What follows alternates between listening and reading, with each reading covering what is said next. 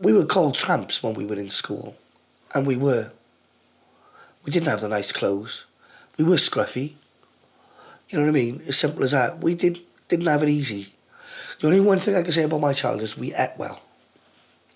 My father, because he was a cook, made sure we ate well. That was the only thing I can put positive. And my grandfather, Eugene Bonello, I used to go down to see him on the weekends, and that's the only time I was happy. You know what I mean? I didn't have a good childhood. I hated school. Too many bullies. I remember the bullies. When I first come out of prison, I wanted to get those bullies. Everybody who done me wrong when I come out, I wanted to get. And I wanted to hurt them bad. Make no mistake about that, I wanted to do damage. That's how angry and hateful I come out. That's how the prisons changed me that much. From this quiet young man who used to help everybody in the streets, used to do the shopping for the old ladies, dig them out in the snow, you know what I mean, if they were snowed in. That was me. But the prison just changed me completely and just turned my life around. And I think my family found that hard to cope with. My grandfather's was a safe haven for me, and, that was the best time on the weekends. I used to wait till the weekend comes. I was going down Grampies. That was great. Do you know what I mean? I knew there was not going to be, I didn't have to worry about in the night if my father was going to come home and leather my mother or whatever the case may be. And, yeah, we had a tough childhood, but so did many others. I wasn't the only one. So I never felt sorry for myself or anything like that. You just got on with it. Well, it was in 1987 when I started going down the wrong roads and started trying to fit in and be one of the boys. I never fitted in much in school. I had national health classes. I had the not so nice clothes. We were quite a poor family, so not many people wanted to bother with us, if you like. So when I did get asked to do things, like joyriding and stuff like that, I thought it was a chance to fit in and be one of the boys more than anything. Very foolish, I know now, but it was just something which I was going down them roads and did. And I can remember two cars which I allowed myself to be carried in.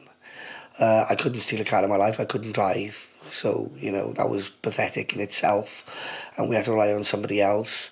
But there was two cars. And, I was going down a slippery slope. I accept that. And I would imagine that's what got us on the police radar, first of all. For the murder of Philip Saunders. Because we were up to no good on that particular night. There's no doubt about it in my mind. And it could be argued that if I would have stayed in that night, that none of this would have transpired. But the fact is, I went down them roads for whatever reason, and I hope people don't judge me too harshly. I made mistakes, like many youngsters do. And I can remember on the night in question, we tried to steal a car. It was raining. We arrived at our friend's house 3 miles away from the murder at 11:30, which was like 10 minutes after the murder. So for us to have committed this crime, we would have had to run 3 miles in 10 minutes, which is near enough impossible. But nevertheless, we got pulled in for the murder of Philip Saunders because we were out on the night in question. My co-accused, Darren Hall, who's got a very limited mental capacity, a Walter Mitty character, implicated us and said that we'd done it after 14 different interviews in the police station. He was held in Communicado. He was held on handcuffed to hot radiators, tables, denied access to lawyers, and it transpired later on there was 115 breaches of the Police and Criminal Evidence Act, which came out later at our appeal. I never had no friends. I knew a lot of people.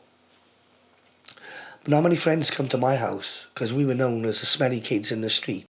It's a real possibility I could have ended up in prison. I could have gone down them roads, and I accept, that I was going down them roads, all because I wanted to fit in. Yeah, I didn't want to fit in. I wanted to be liked. Do you know what I mean? I always tried to please people. I think that's my downfall now, because I try to please people, and I'm learning the hard way that you can't always please everybody. When we talk about adverse childhood experiences, ACEs, it's important to realise that they're not destiny. Having said that, obviously they do have an influence over who we become as adults. There are a lot of determining factors, but they also have a lot of determining factors in terms of how we behave as children and as young adults. In Michael's case, there were definitely the ACEs there with his family situation, how he was brought up, all of those kind of things. But what you also see, which often happens with ACEs children, is that need for acceptance, the need to fit in, the when you feel that for some reason you're not a part of something, or you're not a part of the accepted group, and so you're going to behave in a certain way to try and become a part of it and to fit in, to find a sense of belonging and acceptance. And in Michael's case, as in so many cases, that's found often in negative ways, hanging around with a bad crowd or getting involved with things, giving into peer pressure, things like that. So when at the time of Michael's arrest, what you see is he definitely was on a path that was maybe leading him down a certain direction. And had that arrest not happened, who's to say where that would have led? But he was at the very early stages of it, and he was at that stage of seeking acceptance and looking to try and find where does he fit in when everything's against him, as circumstances were against him, but also he felt, he wasn't very good at school. He was already labelled in so many ways, and he actually became a victim of the labels that he was given, which again is very common in adverse childhood experiences.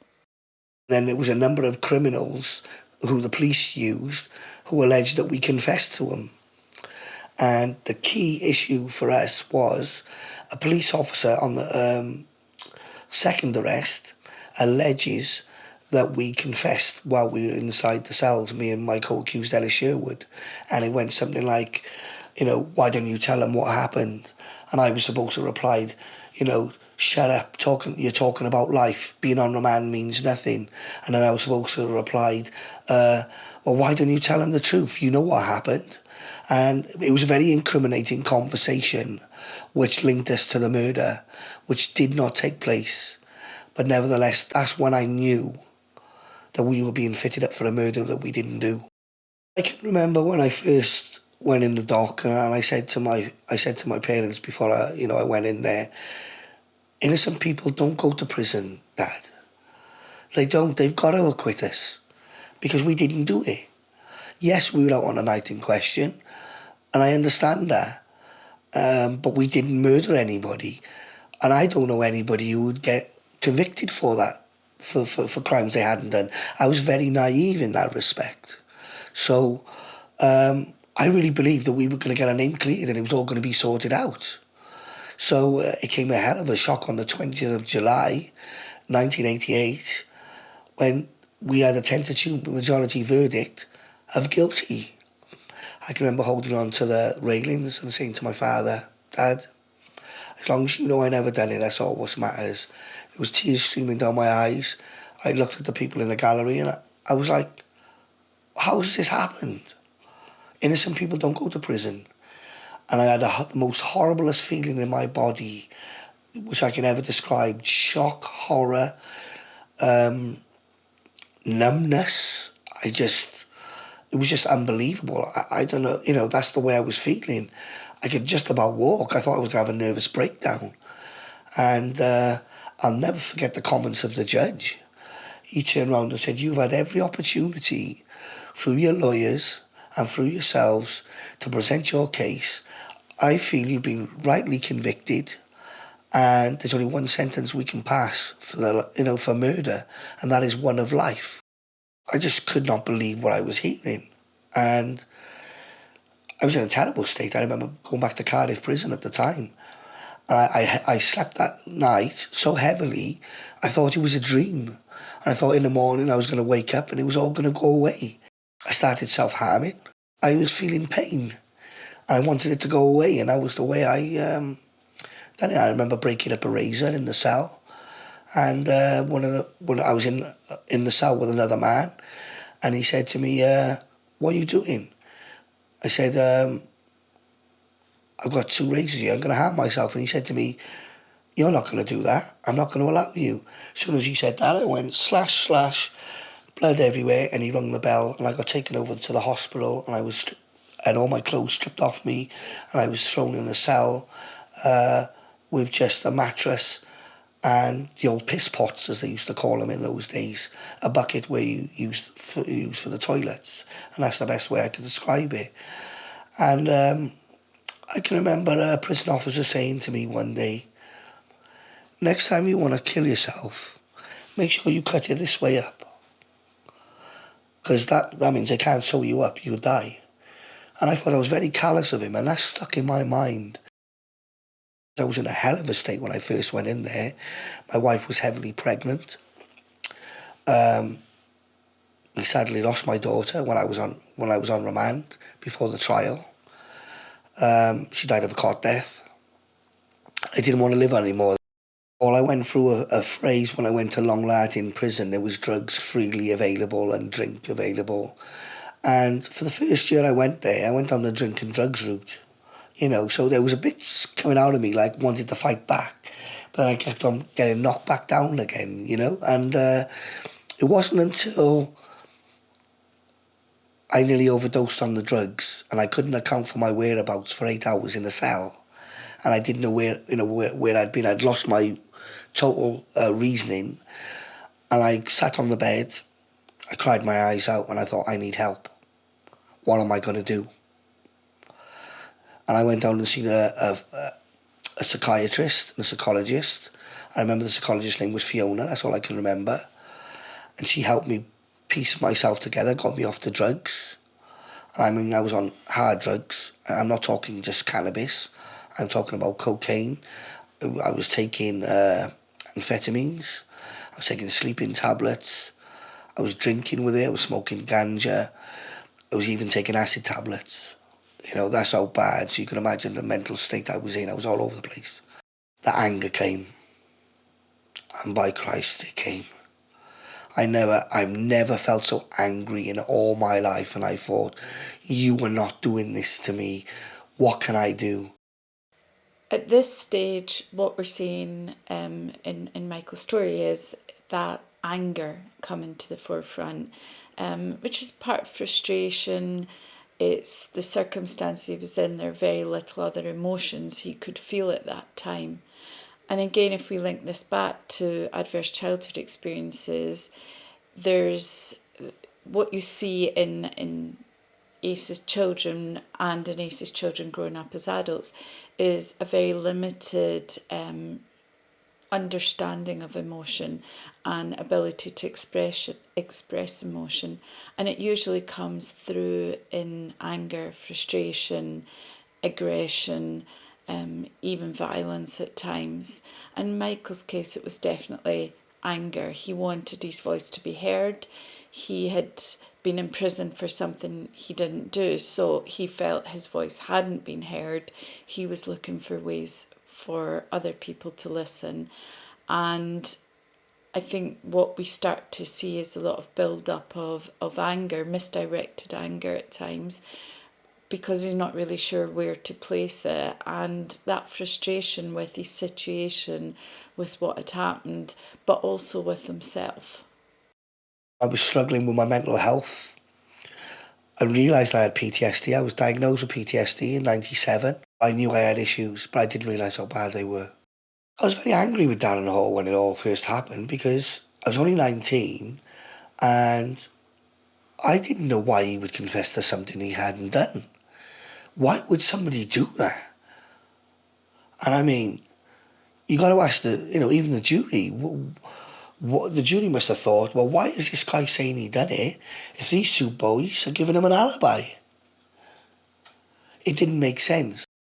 Once I started reading up on people why they confessed, the Guildford 4, the Birmingham 6, the Cardiff 3, the Darvell brothers, and many, many other cases, I thought this is quite common for people to confess to things they haven't done.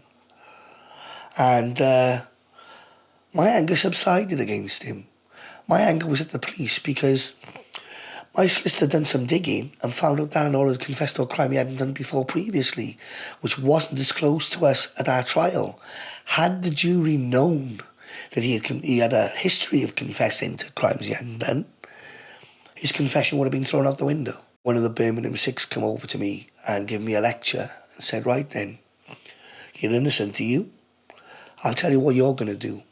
You're going to go in our cell tonight and you're going to start writing letters to MPs and journalists. Because if you want to get out, this is what you've got to do. So he gave me some helpful advice. I've never wrote a letter in my life. I didn't know whether I could write a letter. What could I say? My name is Michael O'Brien. I was wrongly convicted of the Cardiff newsagent murder. I need help. I didn't do it. And that's what my letters first started off with, in the early years. And I mean, my writing wasn't great, so that didn't help. So I thought, I know what I'm going to do. I'm going to educate myself. And that's what I did. I went down to the library the one day and I opened up the Archibalds. Didn't have a clue where to start.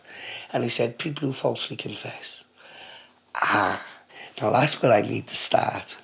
And that's when I never looked back. And then I started getting arrogant. And me and the prison officers were having rows because I used to help people. I became the prison lawyer. What's quite interesting at this point is when we look back to Michael as a child, he wanted to be accepted, he wanted to fit in.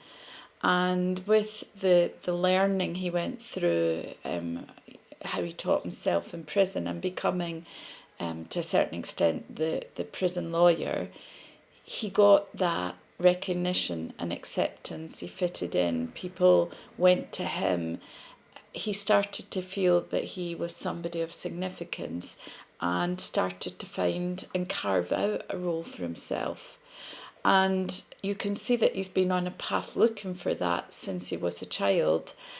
And it's quite interesting that he finds it through these quite horrific circumstances and very difficult circumstances. But there's also a sense of pride and accomplishment because now people are coming to him. He does fit in now. He is accepted now. And a stage further, he's sought out by other people now. Other people want his help, need his help. I was always hopeful we were going to get out. But in my darkest moments in prison, I always realised that there was a possibility I could die in prison. I was under no illusions about that either, on my darkest moments, because they don't let innocent people out of prison unless you admit guilt.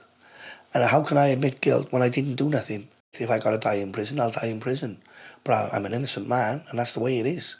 And it doesn't matter what you do to me, what prison you ship me to, I'm still an innocent man. It started with a dossier which the National Association of Probation Officers did. They did a report on innocent people in Long Lartin. I was known as one of the Long Lartin 22 who Harry Fletcher believed I was innocent. And Harry Fletcher put a dossier together. I can remember being in the TV room one day and I'm looking at the TV and I'm thinking, that's my house there. Well, they don't outside my mother's house. They're only interviewing my mother about my case. So they got me national publicity. The Cardiff newsagent 3 are innocent. And that's where it all started from. Then Chris Mullins, the MP for Birmingham, who was involved in the Birmingham 6, had my case in a 50 case dossier, which needed to be looked again. Then the BBC got involved.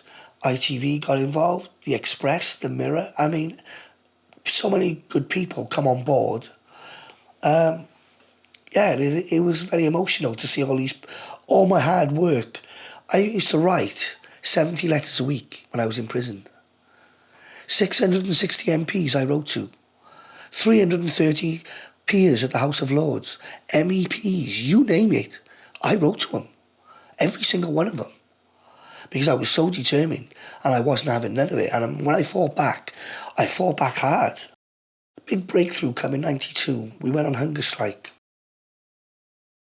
It's the first time we've ever coordinated a hunger strike throughout the prison system, where 20 were in Gartree prison on hunger strike, 15 in Long Lartin, 20 in Bristol, and they followed us all around the country. And it was on Radio 4, I was listening to it saying, it's the first time it was thought the prisoners have coordinated a hunger strike. So we were making legal history and we didn't even know it. And then what we found out then was, I was sitting in my cell and I had a letter from one of the local ITV, well HTV they were called then, in Wales, who contacted me and said, we know all about this police officer, Stuart Lewis, and we'd like to come and see you. So I sat there and I thought, has he done this before? You know, with the confessions outside the cells. When he came up, he had a list as long as your arm of all the cases he'd been involved in. There was our new evidence, because the jury didn't hear it. Had the jury would have heard about these previous shenanigans, then we probably wouldn't have got convicted or even charged. So that gave me new hope. It was in 95 that the BBC done an investigation. Every single one of the witnesses who give false evidence against us were criminals. Every single one of them admitted on live TV that the police put them up to give an evidence and that they had charges dropped on them for crimes they had committed. And that's what it was based around, Daniel's confession and these criminals. And you took away that, there was no physical evidence whatsoever. So why were we charged? There was 42 suspects. They had other avenues to go down, but as soon as they picked up Darren Hall with his confession, all that went out the window. The programme was aired on BBC Home Ground series on BBC Two, called A Night to Remember, and it went out in 96. And the CCRC was set up in 1997. My case was one of the first cases to go to the Criminal Cases Review Commission. I called in an outside police force. I wasn't happy because I didn't trust the police. Why would I want to trust the police after all these years? To my surprise and shock and astonishment, the Thames Valley Police done an honest report. They come in, everything we said about handcuffing to the radiators, being left for long periods of time in the interview rooms, being handcuffed to tables, was true. And there was 115 breaches of the Police and Criminal Evidence Act he found. We were interviewed off the record. We were mentally abused. No food, no water whilst in the police station. Denial of access to lawyers. All basic human rights where you hear about it in other countries. But this was Britain. This actually happened on British soil. You know, you hear about it in other countries, and I'm not saying it's right, but you don't expect it to happen on your own doorstep. But it did. And they were the facts. And I had an outside police officer called Alan Partridge who said, these boys have been tucked up and this is the reason why. I was delighted. This was 98 now. And I can remember saying to my mother, we're going home. The nearer we were to getting out, the more hassle I was having off the prison officers. They didn't like the publicity. They didn't like me talking to the media. Before all this, when I was doing my study in laws, I want to go back a little bit, in Long Lartin, they banned me from having Karen Voisey, the journalist from the BBC, coming up to see me and try to stop this programme being made. I took out with a judicial review against the governor of the prison and the Home Secretary. I've had 2 Home Secretaries, which I thought was great. You know, nice to get 1, but to get 2 is brilliant. What happened is I went to the High Court. I won against Michael Howard. They said it was unlawful. They had no right to stop me speaking to journalists. But then Labour government come in. Jack Straw went to the appeal courts and he won. So I thought, okay, fine, I'll go to the House of Lords then. Took it to the House of Lords and the House of Lords said Jack Straw and Michael Howard was wrong. And journalists can now go and see prisoners, which is down to my case and a guy called Ian Sims. It's called the Sims and O'Brien test. And I made legal history with my legal studies and I taught myself law And I am proud of that, because that's something I was pushed into. I never thought I would take to law, but I had to do what I had to do. I'll never forget the day I was told I was going home. I heard on the radio at 5:45, 15 minutes before we were opened up for recreation, like, in the night, where we could play pool or watch a bit of TV.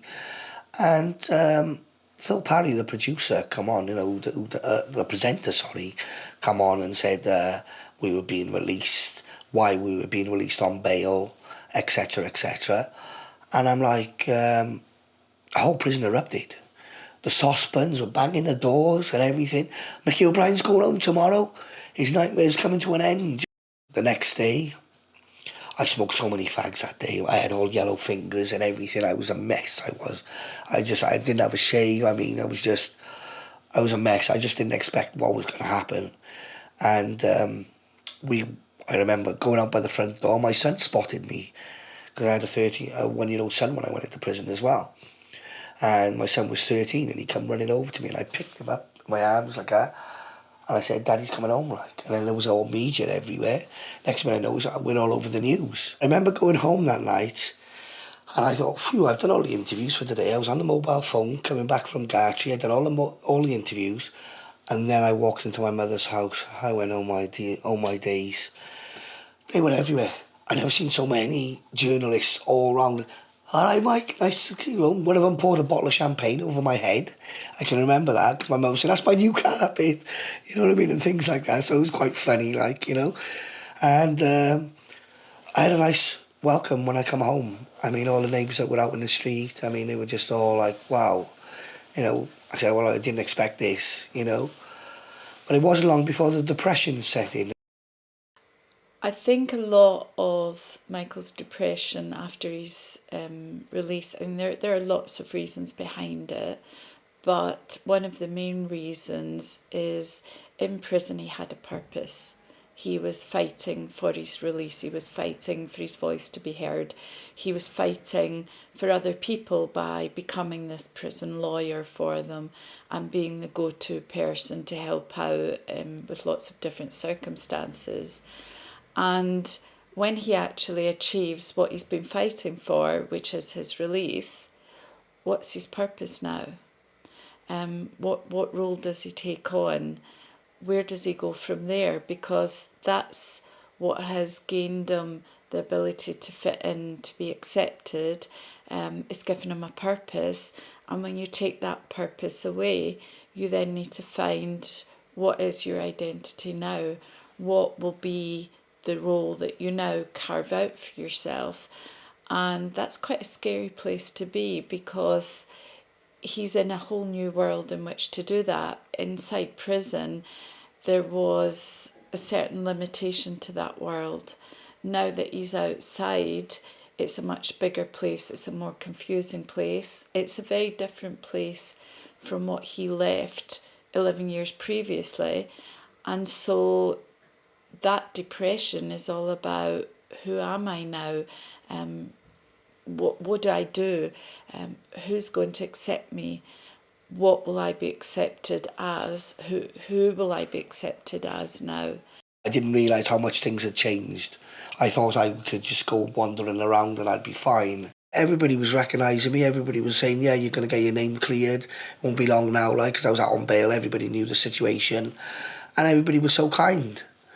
But then the depression started coming in.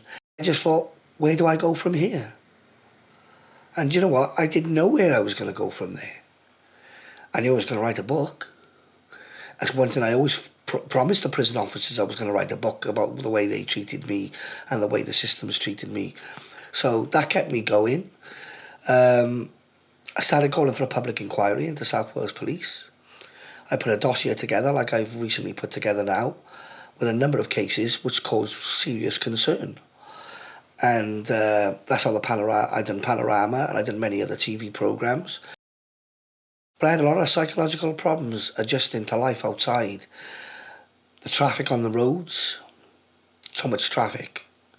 If I heard a horn beep, I'd jump out of my skin. My nerves were in pieces. So I went to see if I could get any psychiatric help. They put me in this room with bars on the window, with a mattress on the floor, and it reminded me of a prison cell. And I said to them, what the hell are you doing bringing me here? It's the only office we got. I said, office? I said, that looks like a prison cell. I just got out of prison a few days ago. Would you like to be taken back? And I did have a right hissy fit over the way they treated me and whatever. So they referred me to somebody else up to Heath Hospital. But then when I went to see the doctor up there, all he was interested in is giving me some pills. Bye-bye, see you next month. When I really needed to talk to people. It wasn't until 2001, after we got our name cleared at the Court of Appeal, that I actually started getting the psychiatric help I needed. And I was a mess. But it was in 2001 I saw a wonderful guy called Adrian Grounds. He's one of the leading experts in Cambridge University on post-traumatic stress disorder. Now, he put me through all the tests and everything, which they do, and I was off the Richter scale. Now, the maximum you can get is 100. Yeah, I scored about 125. That's how bad I was. I was off the Richter scale, off the page, he said to me. They were that close to putting me into a unit because I wanted to kill cops. I wanted to get these people. I really wanted to hurt them the way they hurt me and my family. And that wasn't me. They changed my personality. They changed me into a horrible person when I first come out, to be honest with you. Very, very angry man. I was only 32, but I was very angry and I wanted to fight the police. Physically, mentally, and whatever way I could. I wanted them to feel my pain. But then I realised then I had to sort myself out because I did go back on the drink and drugs. I mean, I had an interim payment from the Home Office of £100,000 from somebody from Ely. You can't just go and give somebody £100,000 and say, there you go, have a nice day. The first thing I did is, oh, right, I'm going to party now. And that's exactly what I did. And for 6 months, in 6 months, I blew that £100,000 on women, drink, drugs, you name it. And that's how bad I was. And then I realised then, when I did see when I started seeing a psychiatrist properly and on a regular basis, I needed help again.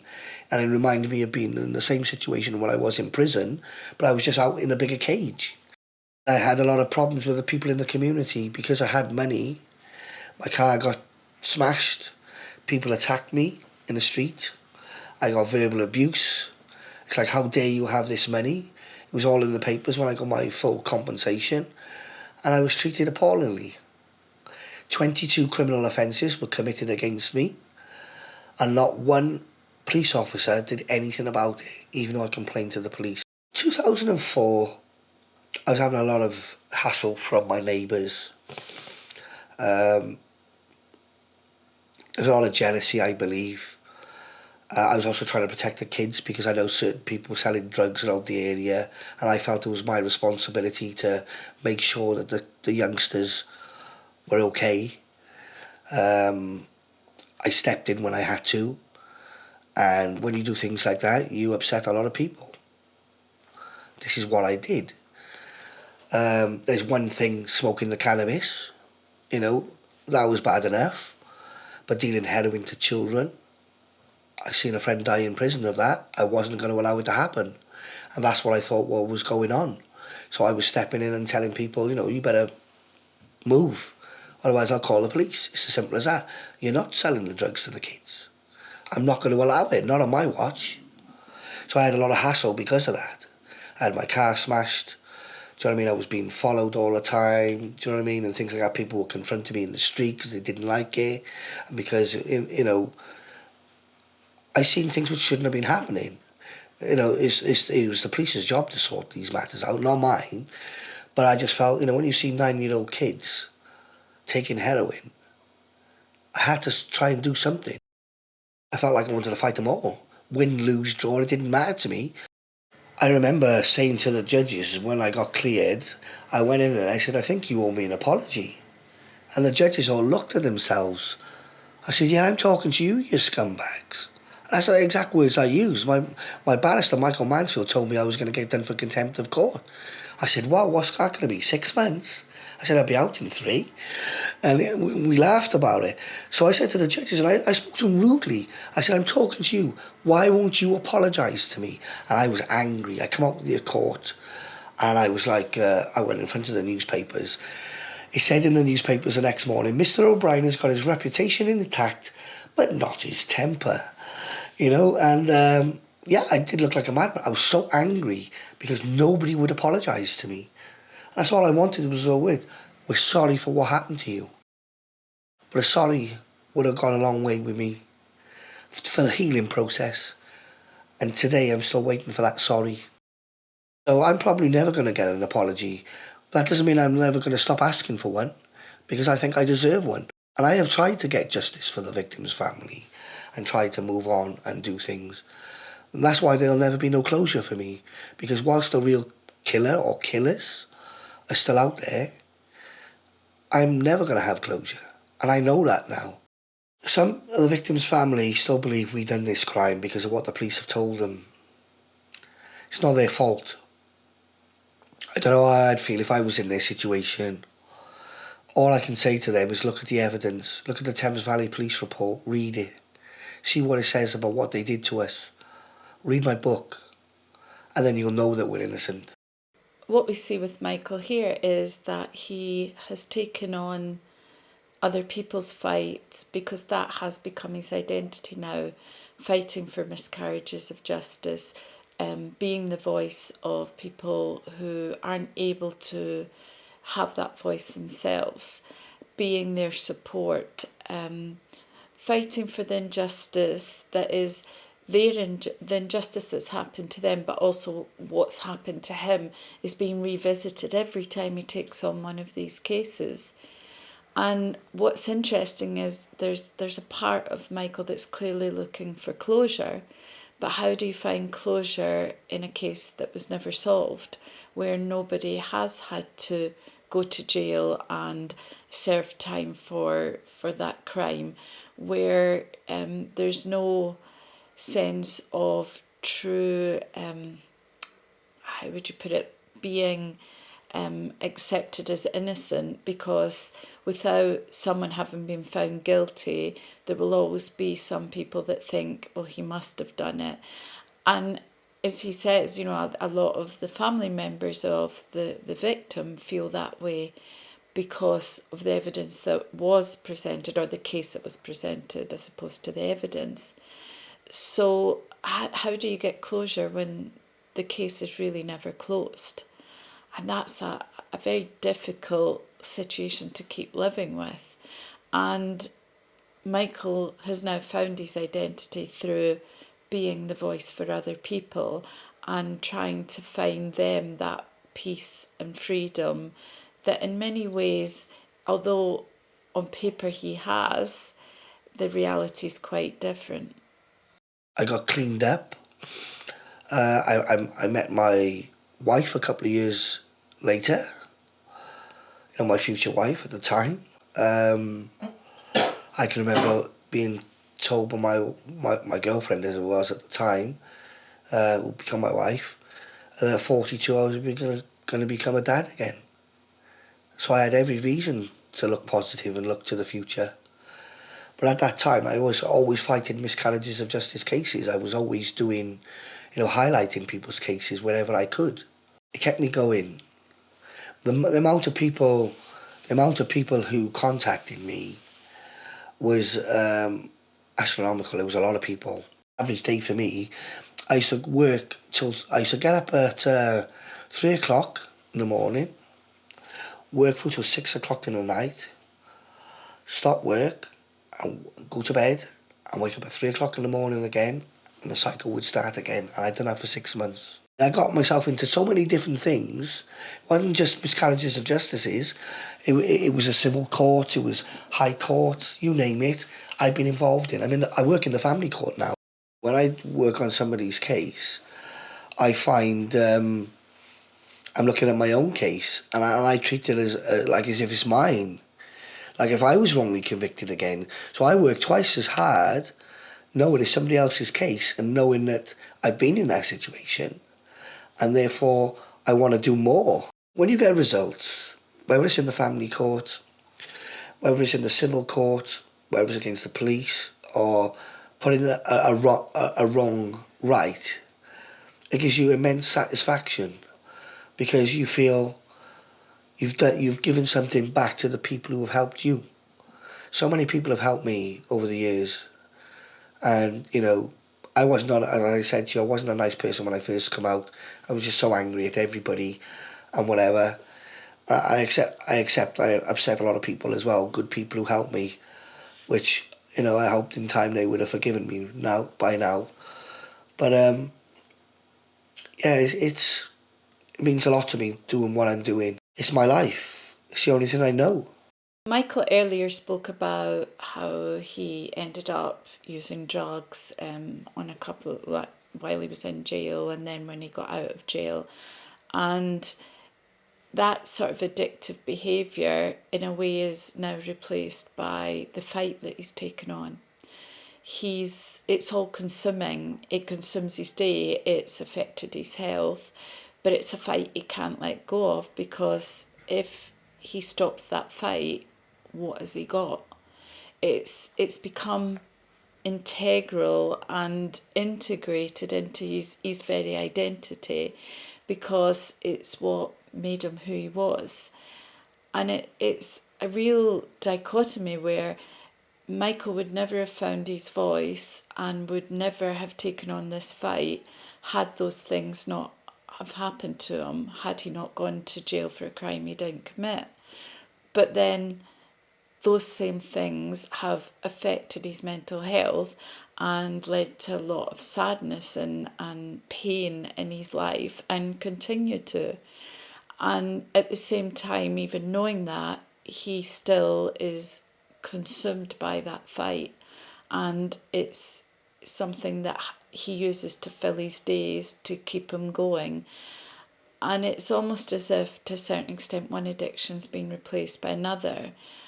And it's also that search, going back to the adverse childhood experiences, where you have that search for identity, for belonging, acceptance, looking for what is your place, how do you fit in. It's that cycle's being repeated again, although now in a positive way in terms of the fight. In a negative way, perhaps, because it's going to take that toll on his health. But as I said, if you take it away, it would be incredibly destructive to him, because what would he have if you took that fight away? What would be left? I do suffer from PTSD quite bad at times. I'm on medication. So I'm still getting treatment 20 years since I've come out. And I don't want anybody to feel sorry for me, but the facts remain. And the facts are, I'm never going to get over the PTSD. It's always going to be there. You have to learn to live with it. That's the only thing you can do. I have flashbacks at some of these killings I've seen in Long Lartin prison. I have flashbacks of being found guilty. I got to deal with it. And the best way I can deal with it is like when I'm on a high, when I'm working on people's cases and I get a result, I'm up there. But then the wave comes down. And when the wave comes down, oh, I touch that floor. I touch the seabed so many times I've lost count. But I've always got that knack of coming back up. It affects my life every day, where sometimes I can't even get out of bed. If I don't take my tablets, that's it. Nobody sees me. I lock myself away. And that's what it was like when I was, before I had my son and took on extra responsibilities. Now, when it comes to Dainton, I can do everything for him because I know I've got to do it. And I enjoy doing it. I don't care about myself. And that's the problem. I haven't got a high opinion of myself, you know what I mean? I'm just a normal guy who's gone through some bad things. I might not have brilliant health, but I can function. And as long as I can function, I can help people. And that keeps me going. But when it comes to me, I'm always last. And that's the way I've always been. I don't know whether it's because I don't feel like I'm worth anything. I don't know. But, I don't think things have helped. being made homeless and things like that, you know, losing all my compensation in business ventures, people I trusted. So many people have done the dirty on me, and it's hard to know sometimes for the wood from the trees. I think I'm one of the lucky ones out of the miscarriages of justice world because I'm still alive. Sadly, many of them have died. I look at myself as a survivor now. I'm one of the lucky ones because I got rid of all the bitterness. My only regret is I should have got rid of it a long time ago. That's my only regret. Anger went in 2012. I lost my son to a genetic disorder.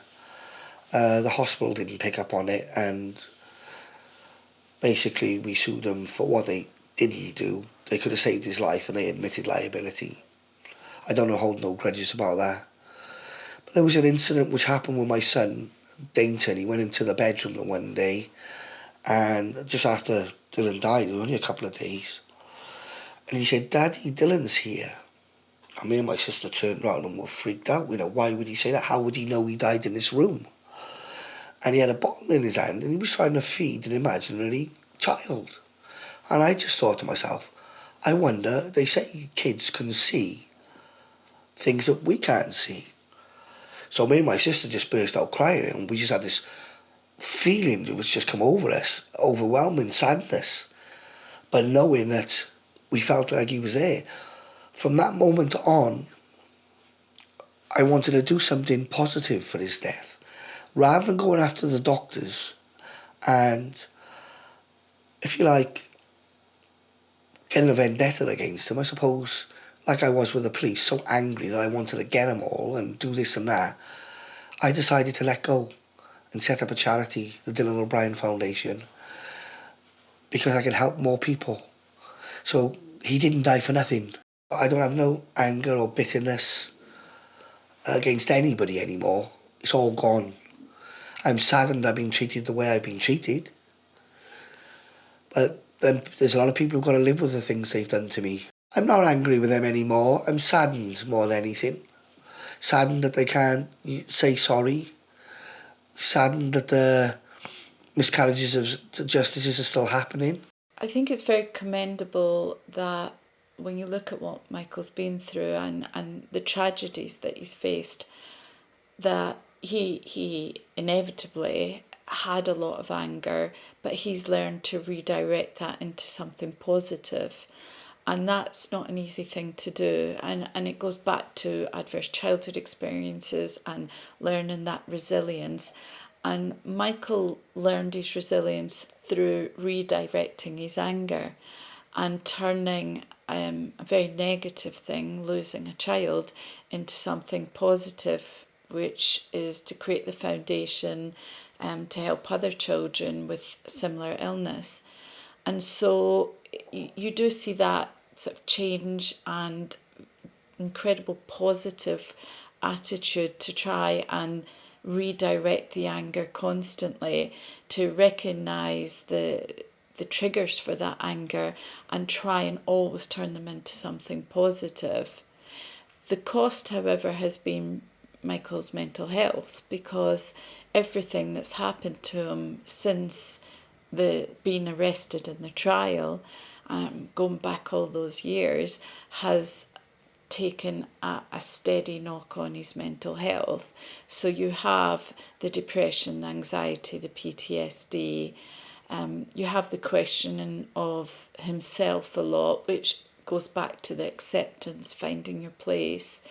So even though he has found a fight and a positive way of doing it, that self-doubt and self-belief are still there.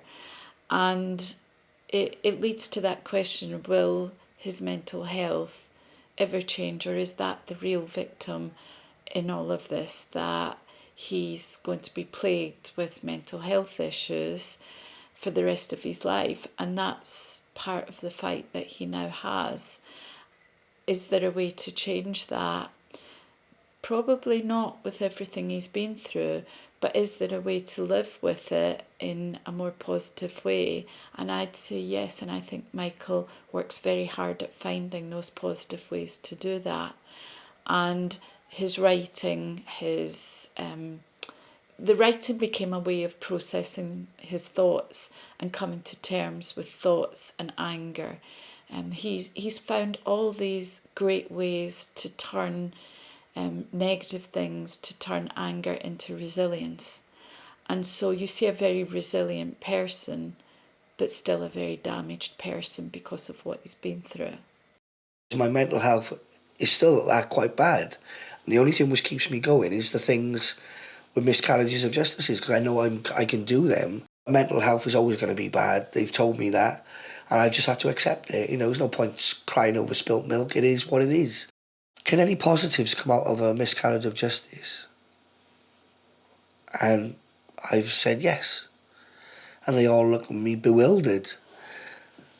I never would have educated myself when I was in prison. You've got to see that as a positive. I passed all these exams when I was in prison. That's got to be another positive. I wrote 2 award-winning books. That's got to be a positive. I wrote 6 altogether. And yet, I was just from a boy from a council estate who couldn't read or write properly when he went into prison. So I used my time wisely. And I've done some good things. I do hope that people who have mental illness, whether they suffer PTSD or whatever, realise you still can achieve things. Because you can do that. That's a very important message to get across.